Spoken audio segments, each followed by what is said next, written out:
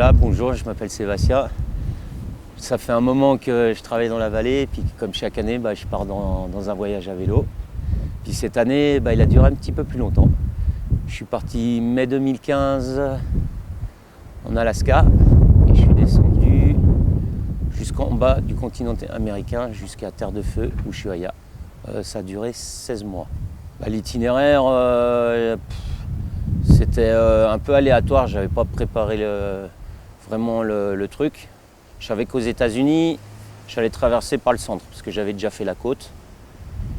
Et j'ai fait pas mal. Le but, c'était de prendre de plus en plus de pistes. Et j'ai pris pas mal de pistes d'ailleurs. Et j'ai traversé la Cordillère Blanche, la Cordillère des Andes. Et après, j'ai fait pas mal de pistes en Argentine et je suis arrivé en bas. Et les moments forts du voyage, c'est les rencontres dans ces moments-là. Parce que tu te trouves au milieu de nulle part et tout d'un coup, tu tombes sur un berger qui t'offre le peu qu'il a, une petite discussion, et ça t'encourage parce que c'est des fois, tu vois personne pendant une journée. Et c'est magnifique, juste un sourire, un regard, un échange d'un paysage. Alors mon rythme, c'était, je me levais le matin au lever du soleil et je faisais du vélo jusqu'au coucher du soleil. Ouais, à peu près, c'était à peu près tous les jours. Après, quand il y a des gens qui me proposaient de partager leur quotidien, des fois je m'arrêtais 2-3 jours. Et après, il a fallu que je travaille au milieu du voyage, un peu pour acheter des pièces de vélo. Mais en général. Et des fois, j'allais marcher 4-5 jours autour de volcans, de petites randonnées en montagne. Et après, généralement, c'était presque tous les jours le vélo. Alors des voyages aussi longs, ça c'est une bonne question ça. Mais on arrive bien à se déconnecter quand c'est aussi long comme ça. On est complètement déconnecté du système, mais on est tellement dans une société où tout se passe rapidement, on court après le temps, et là, en fait, la plus grande richesse, c'est le temps que tout le monde a. C'est le plus grand luxe, en fait, le temps. Et là, tu arrives à carrément être déconnecté de tout, quoi. Tu prends le temps de faire les choses comme elles te plaisent, en fait. Tu peux te faire une petite journée, une grande journée. Tu peux vraiment apprécier ce qu'il y a autour de toi. Et tu prends le temps de vivre, quoi. Parce que la plupart oublient parfois. J'ai rencontré des gens des fois, tu trouves des gens qui sont sur la même monde que toi, tu partages. C'est des gens qui viennent d'un autre pays, de l'Europe ou des États-Unis. Et tu partages ces moments-là de la journée, un bon petit campement, un feu de bois, des trucs tout simples. Et puis des fois, je rencontrais des couples. Des fois, ça allait. Des fois, ils avaient besoin de prendre plus de temps. C'était pas prise de tête. Donc, moi, je continuais ma route. Ils prenaient plus leur temps. On avait partagé des fois une journée, 2 jours. Et puis après, tu reprends ta route, en fait. Et puis tu en recroises d'autres. Tu partages 1 ou 2 journées. Tu repars. Mais il y a des moments où j'ai pris beaucoup plus de pistes, c'est-à-dire dans la Cordillère Blanche. Et là, j'en ai pas croisé beaucoup, là. Et dans certains pays, il y a des endroits, il y a des gens qui vont, il y en a d'autres qui ont un peu plus peur. Mais normalement, ça se passe généralement partout bien dans ces pays. Alors, quand je suis arrivé à Ushuaia, parce que moi, j'ai un frère qui habite au Brésil, en fait. Et puis j'ai dit, j'étais parti dans le délire pour descendre jusqu'en bas, mais il fallait que j'aille voir mon frère avant de partir. Et il habitait au Brésil. Alors, je suis remonté.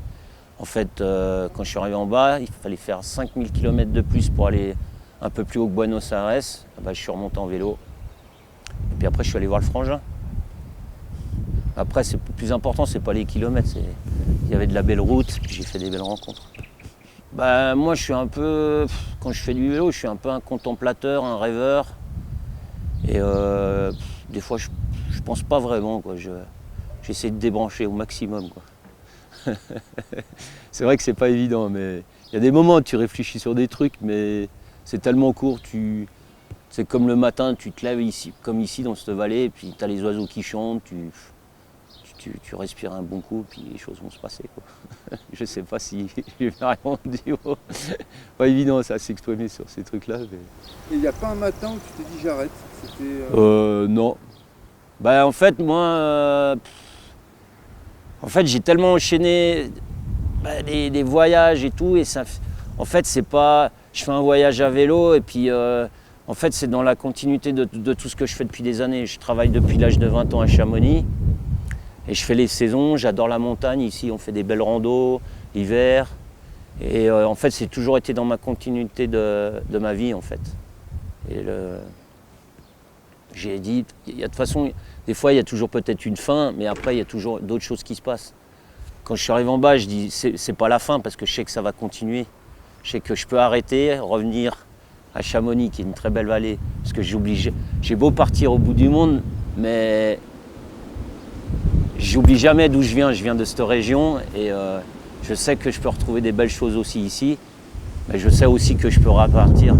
Et quand je reviens ici, je savoure encore plus les choses ici. Voilà, c'est mon vélo. En fait, je ne veux pas faire de la pub, parce qu'on ne me l'a pas donné, mais c'est une petite marque allemande, artisanal, c'est un vélo en acier. Et puis quand on part en voyage, en fait on a un rack à l'avant, un rack à l'arrière. On peut mettre 2 sacoches à l'arrière, 2 sacoches à l'avant. Après si on veut, on peut mettre une petite pochette là pour mettre les lunettes, la crème solaire, tout ce qu'on a besoin pendant une journée. Puis après on peut accrocher de l'eau de droite à gauche. Puis c'est tout ce qu'on a besoin quoi. Dans les sacoches, vous pourrez trouver une tente, un sac de couchage, un short, un pantalon, et puis 2-3 t-shirts, et puis on est prêt pour la route après. C'est un vélo qui fait là, comme vous le voyez, qui fait 20 kg, et puis si vous comptez 10-12 kg par sacoche, ça fait 46, plus le poids du vélo, plus le poids du bonhomme. Alors le bivouac, c'est ça qui fait partie aussi du voyage. Des fois, tu as des beaux campements comme ça. Et là, je reviens à cette histoire en fait de campement. En fait, j'étais au Canada, au bord de la route comme ça. Et puis je vois une aire de repos où les gens en camping-car se posent normalement et c'était fermé. Alors j'ai dit, oh, il y a la rivière à côté, je me pose avec la tente comme ça. Je mets ma tente, je me dis, ouais, chouette, un petit feu, je prépare le bois, je prends des cailloux pour faire un petit rond, tout ça. Et puis je retourne mon vélo pour réparer le vélo comme ça. Et derrière, il y a deux petits jeunes qui arrivent derrière, qui me tapent tranquillement, ils me font « Regarde ce que tu as derrière toi ». Et là, tu avais la rivière comme ça. Et tout d'un coup, je vois sortir du buisson un ours. C'était un grizzly, mais énorme comme ça. Et là, je ne savais pas quoi faire. J'ai regardé, on m'avait dit qu'il ne fallait pas leur tourner le dos. J'ai regardé l'ours comme ça. Et puis il est parti quoi. Mais là, j'ai vraiment eu de la chance. Et c'est le genre de campement comme ça que tu peux rencontrer parce que tu es en fait à côté de la nature et tu peux rencontrer, comme ici à Chamonix, des cerfs le soir, des biches. C'est ça, c'est magnifique quand tu vois des trucs comme ça. Ouais, j'ai gardé, il y a certaines personnes, j'ai gardé des contacts puisqu'on a vécu vraiment des choses, partagé vraiment des choses. Il y a eu les bonnes vibrations et des bonnes choses, j'ai gardé des contacts. Et maintenant, je fais partie de plus en plus que je voyage. C'est pas qu'on se connaît tous entre nous, mais au bout d'un moment, à force de partir droite à gauche, soit en Europe ou dans le monde, si on refait des trucs, forcément, on se croisera forcément encore une deuxième fois, quoi. Et j'ai un projet aussi, peut-être, pas tout de suite, mais de créer un magazine où je vais rassembler tous ces gens qui passent du temps sur la route et qui ont des belles histoires à raconter. En fait, là, c'était pas facile parce que, en fait, avec l'ouragan El Niño, il y avait les orages dans les montagnes au Pérou, dans la Cordillère Blanche, et ça faisait 10 jours qu'on m'avait expliqué sur un papier à peu près la route, que là, tu peux passer, là, tu vas avoir un peu de l'eau et tout ça, et j'étais revenu peut-être 3-4 jours avant refaire une route parce que je m'étais perdu dans les sentiers en montagne. J'avais pas vu grand monde, j'avais vu 2-3 bergers en une semaine. Et après, j'avais retrouvé ma route et j'étais descendu en bas d'une vallée. Et là, il y avait un hameau, une petite épicerie. Je dis, ah là, c'est bien, je pourrais me ravitailler parce que j'avais pas mangé beaucoup. Et puis là, tout d'un coup, sur le côté, il y a un gars qui m'arrête, il me dit, bon, stop, tu vas où?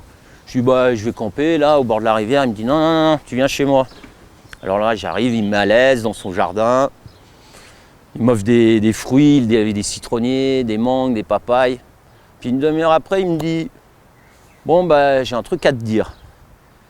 Et là, il me dit, j'ai toute ma famille qui vient de tout le Pérou, on va enterrer mon père.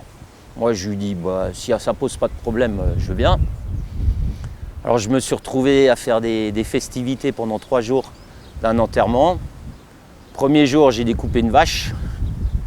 Deuxième jour, j'ai creusé un caveau en buvant des bières toute la journée. Et le troisième jour, je suis reparti, les jambes boursouflées de moustiques, sous un ciel noir chargé de pluie. Et celle-là, elle était pas mal.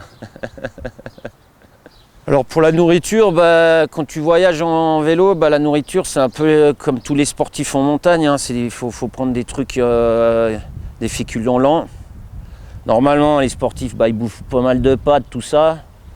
Moi là-bas dans ces pays-là, comme l'Amérique du Sud, c'est des pays de céréales en fait. Et les gens cultivent pas mal de quinoa, de millet, tout ce qui est bouc d'ours, des trucs de sarrasin.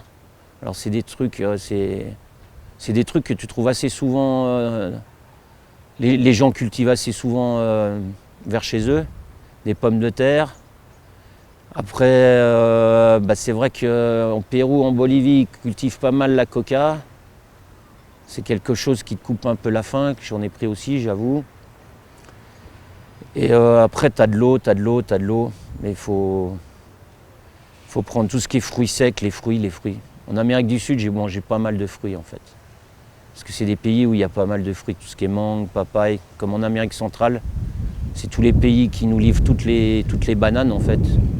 Alors des plantations de bananes, j'en ai trouvé pas mal au bord de la route. Et en fait, il faut toujours observer ce que tu as autour des routes. Et comme au Pérou, c'était pas le premier voyage, j'avais jamais mangé, c'est un fruit qu'on trouve sur un cactus qui s'appelle l'atunia. Et c'est gavé d'eau dedans. Bon, par contre, il faut avoir un t-shirt pour enlever toutes les épines. Et c'est un goût de pomme. Et tous ces fruits-là, on les retrouve au bord de la route. Et des fois, c'est même des gens qui te le font. Là, sur ce fruit-là, c'était quelqu'un qui me l'avait fait découvrir. Il me dit, ah, t'as pas d'eau, regarde. Là, tu vois, tu vas traverser toutes ces régions avec ces cactus. Et il y avait ce magnifique fruit que j'ai découvert et qui était bon. Et dans ces moments-là où j'avais pas d'eau, je ramassais ça. Et puis, en fait, c'est ça les voyages. C'est des gens qui te font découvrir des petits trucs. Alors, ils peuvent pas aller au supermarché acheter des fruits. Ils servent de la nature et puis ils disent le petit truc. Comme j'étais dans la Cordillère Blanche, j'ai toujours ce souvenir avec ces enfants qui ramassaient ces plantes. Et puis je leur demandais c'est quoi ces plantes, c'est pour se soigner, c'est une tisane et tout. Et après quand je suis descendu dans ce village, j'ai eu de la chance d'être invité par leurs parents et j'ai trouvé les mêmes gamins qui ramassaient les plantes et j'ai bu cette tisane et c'était une bonne tisane comme chez nous, comme on peut boire de la sauge, on peut boire du thym, on peut boire. Et puis c'était sympa, je trouvais. Les enfants qui connaissent les plantes, les grands-mères leur disent telle plante à ramasser et tout. Et ces petits trucs-là font partie du voyage.